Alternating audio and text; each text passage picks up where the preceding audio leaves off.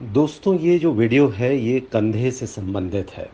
कंधे का महत्व हमको तब समझ में आता है जब बनियान उतारने में परेशानी हो, जब शैम्पू करने में दिक्कत हो, जब कंघी करने में दिक्कत हो, चोटी बनाने में दिक्कत हो, पलंग के नीचे से कोई सामान निकालने में दिक्कत हो, या फिर कंधे के ऊपर का कोई काम करने के, जिस तरीके से अपन बल्ब बदलना हो, इस तरीके का कोई काम करना हो और तब परेशानी होती है, तब समझ में आता है कंधे का महत्व।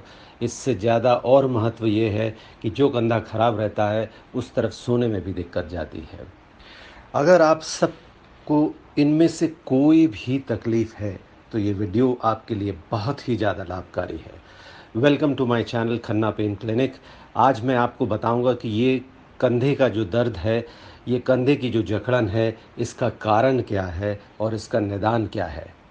कंधे का ये दर्द ज़्यादातर शुगर के मरीजों में, थायराइड वाले मरीजों में और या कोई चोट लग जाए उन मरीजों में देखा जाता है। आजकल ये दर्द उन लोगों में भी देखा जा रहा है जिनने कोई ऑपरेशन कराया है और कुछ समय के लिए हाथ प्लास्टर में है, और जब प्लास्टर खुल जाता है हड्डी तो बहुत बढ़िया जुड़ जाती है, लेकिन कंधा जाम हो जाता है। और कुछ ऐसे भी मरीज मुझे देखने में मिल रहे हैं जिनको इनमें से कोई भी तकलीफ़ नहीं है, लेकिन फिर भी कंधा जाम हो गया है। आम भाषा में जनता और डॉक्टर इसे फ्रोज़न शोल्डर के नाम से जानते हैं, पर फ्रोज़न शोल्डर के अनेक अनेक कारण हैं, और जब तक आपको एक पर्टिकुलर कारण पता नहीं होगा जिस कारण से आप पीड़ित हैं, तब तक उसका निदान अच्छे से संभव नहीं है। तो दोस्तों, कैसे पता करें कि आपके कंधे में क्या कारण है, क्या खराबी आई है जिसके कारण से आप ये सब नहीं कर पा रहे हैं।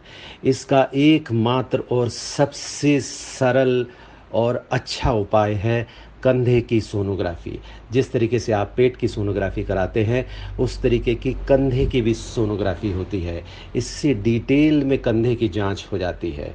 हाँ, दूसरा महंगा उपाय एमआरआई स्कैन है। कंधे की सोनोग्राफी बिना किसी रेडिएशन के हो जाती है और सस्ती होती है। और दूसरा, उसका एक सबसे बड़ा एडवांटेज और ये रहता है कि अपन हाथ को चला के उठा के किस पोजीशन में उसका दर्द होता है, उस पोजीशन में कंधे की बनावट भी देख सकते हैं।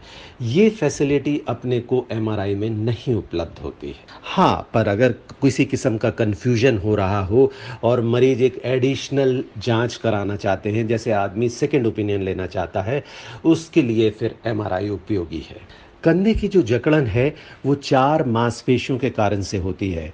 इन मांसपेशियों में या तो इनका फट जाना, या इनके रेशे, छोटे-छोटे रेशों का फट जाना, या इनका जो टेंडन होता है, जो हिस्सा रहता है मांसपेशी का, जो जाके हड्डी पे जाके जुड़ता है, उसकी बनावट में अगर कोई फ़र्क आ जाता है तो ये मांसपेशियाँ अपना काम नहीं कर पाती। और जब हम इनको सोनोग्राफी में देखते हैं तो हमको दिखता है कि ये जो गोला रहता है कंधे का, ये गोला घूमता ही नहीं है, ये अपनी जगह पे ही मटकता रहता है। भगवान ने इन मांसपेशियों के बीच में छोटी-छोटी थैलियाँ बनाई हैं।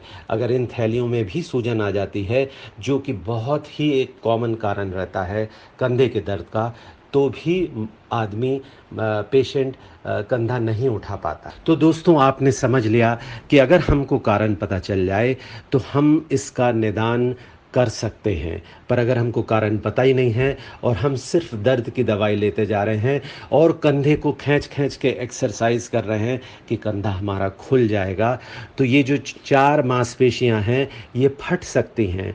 और अगर ये फट जाएं पूरी की पूरी तरीके से, तो फिर दवाइयों से, एक्सरसाइज से, इंजेक्शन से भी इलाज संभव नहीं है।